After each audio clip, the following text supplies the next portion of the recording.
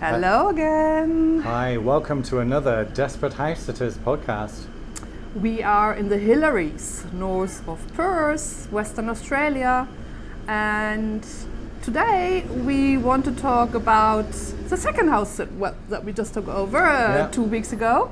We look after a huge garden downtown in Netherlands, and we have 7 chicken, even though we don't see one of those very often.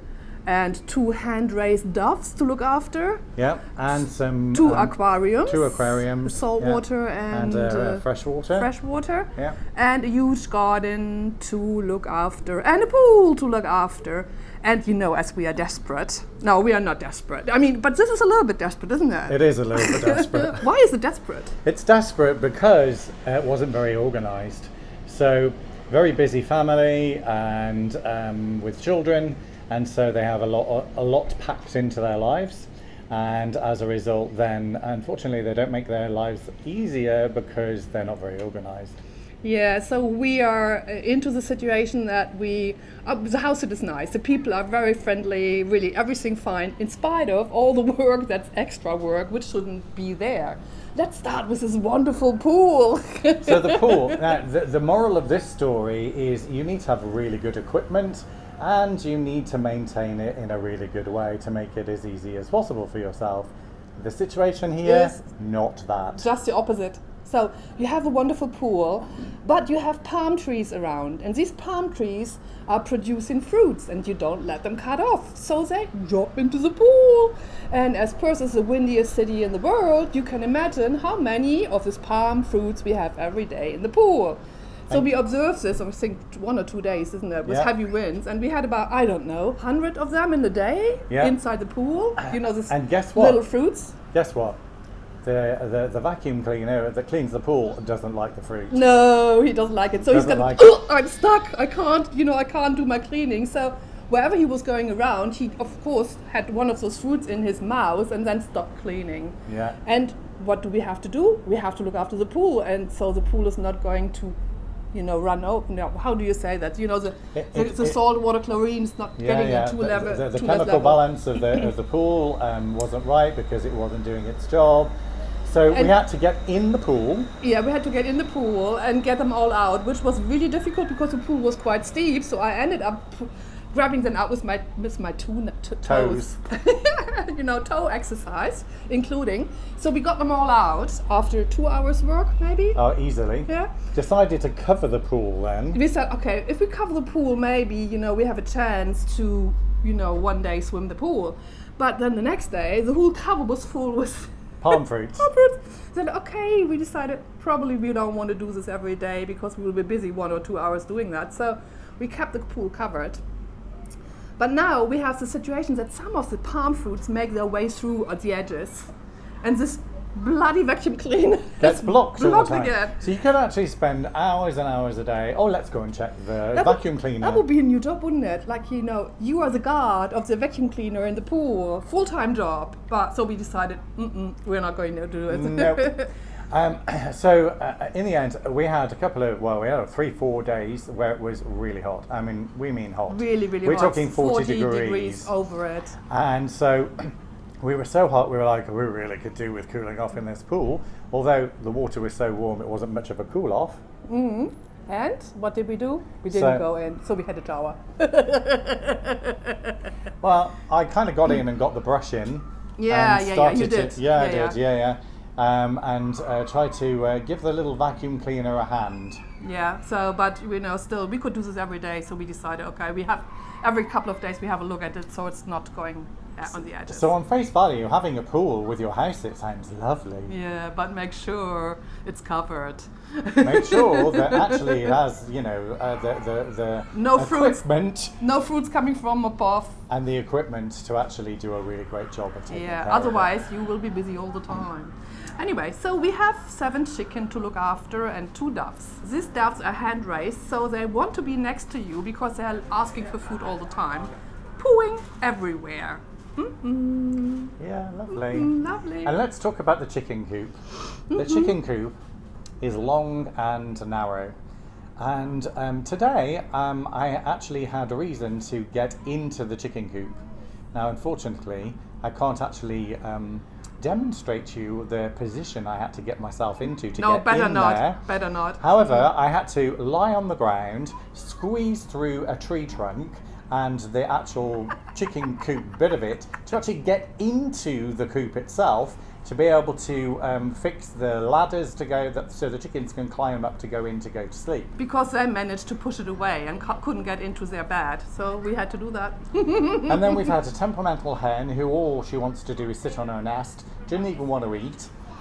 So then we had to separate her, put her away from the others to try and get her out of the mood of this, to prevent her from getting dehydrated in this and die. in this heat. Yeah. So but she managed to get out of it, and she managed even to jump over the tree. I don't know how they do that, and to push through. And she was getting out there, wasn't she? She got out into the garden. She's really very clever. Yeah. So I had to pick her up and put her back in again, and you know, I mean, maybe the heat, but they're not even producing that many eggs. I mean, no. You know? We have 1 or 2 eggs a day in a moment. There's 7 of them, so really? We've got some very lazy chickens yeah, as well. We're not dependent on the eggs. We eat more fruit and vegetable anyway. But so let's talk about the garden. Oh yes. You know, I actually think that the owners of this property should be banned from the local garden centre. Because I think they have an addiction to plants. Yeah, and they have them all in pots. Oh my God. God. Not dug in the garden, although I do understand the soil here is pretty much sand, so you'd need lots of fertiliser for it to grow really in a good way. But there are pots everywhere, and guess what? Pots has to happen when it's this hot. Every morning and every Watering. evening, watering. And here's a collection of bonsai, really nice bonsai trees. Yeah. But they were in a miserable situation. I had to declutter them and cut them a little bit down, and now they are flourishing quite nicely after 2 weeks of regular watering. But it's in the morning, it's half an hour in the backyard, 1 hour in the front yard in the evening as well, as otherwise the lawn would just die. Well, yeah, they said they wanted us to water the lawn, but they had these tiny little sprinklers that had a radius of about 1 metre square. And the garden is much bigger. The garden is, there's a front lawn and then there's the main lawn, and was a lot of work.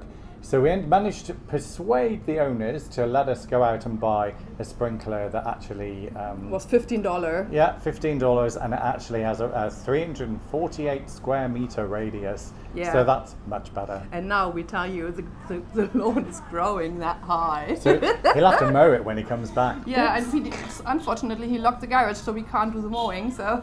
Yeah.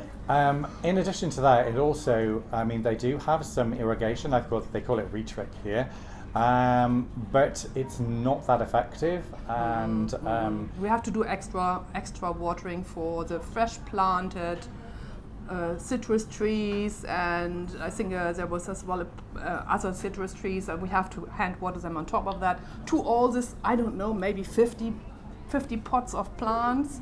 That are in pots, really nearly, yeah. So and they have some ferns now. Anyone who knows anything about ferns like moisture, and these poor ferns.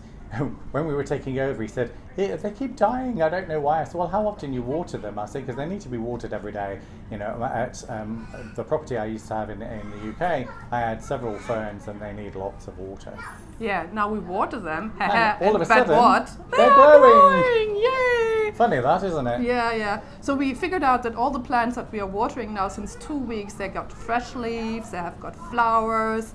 They are growing, they are looking fantastic because they get watering every day, not overwatering, but enough water for them not to go into the emergency mode where plants go in if they don't have enough water, right? Emergency, I don't grow further on because I'm in emergency, I have to save my water.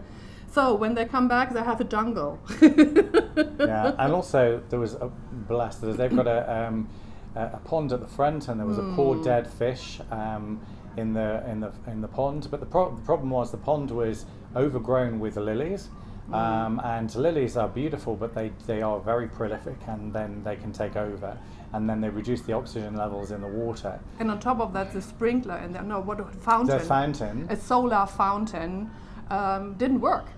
So, what did we do? We emptied some of the really grotty water out. We oxygenated the water with fresh water.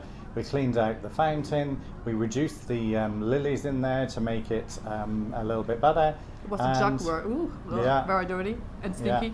But no, it looks really beautiful. Well, beautiful. Even the lilies came up this morning, Yeah. flourishing Beautiful flower. really nicely. Beautiful And flowers. the few fish that are still in there, they were kind of, yay! Thank you very much for saving us. We don't want to have any more dead fish in there, don't we? Yeah, and so how about keeping cool in the heat? So the upstairs of this property gets absolutely baking in the late afternoon. Fortunately, they do have a cooling system. An old cooling system. In the older house, they had like a cooling system that goes over the roof, so the water gets cooled, and the cool water is bringing in the cool air. But they cool only down maximum until 10 degrees down. Yeah, so when it's been 40 degrees, it's still 30 degrees Well, at night. 40 in shade, so we have in sun more than 50. So up there we have 30 something degrees at night. Yeah, bit hot. A bit hot, but we manage. Fortunately, in the main room, they have a really good air conditioning unit, so we can go down and cool off. A little bit, at least. During the day when we work, we need a little bit of cooling off to have a clear brain to do our work. Yeah, because otherwise it's like, oh, I just want to go to sleep. So you see, some stories to tell about every house set. This time it was about flying animals and a lot of plants and a garden and what you can actually experience if you have houses and you don't know very much about them, right? And I think, to us on paper, this house it seemed really easy and very simple. Simple a few to look at. chickens, a bit of watering, but actually it ended up being more work than we anticipated. Yeah, but no worries. We are two people, have 4 hands, and we manage in between us. So it's a day-to-day job. 1 hour in the morning, 1 hour in the evening, and a lot of stuff in between that just happens because we have to save the chicken food from all these nice birds coming around with the long beaks. Yeah. And ravens and other whatever birds coming along. The other fun bit that we had to do was like, how can we find enough kind of fresh vegetables and fruit for the chickens. For the chicken. And you go to the supermarkets, they're not allowed to give it to you. So we managed to eventually find this really great fruit and veg shop, which was like an independent shop, and they had a kind of a black bin full, and they said, oh yeah, help yourself. Help yourself. So we have to drive half an hour to get it. And we have to do this every couple of days because, of course, the chicken need a lot of fresh food on top of all the dry food in this hot weather. It's quite a challenge. Anyway, we managed. So there you go. So this is the latest update and episode from the Desperate House Sitters from Western Australia. See you again soon. Stay tuned.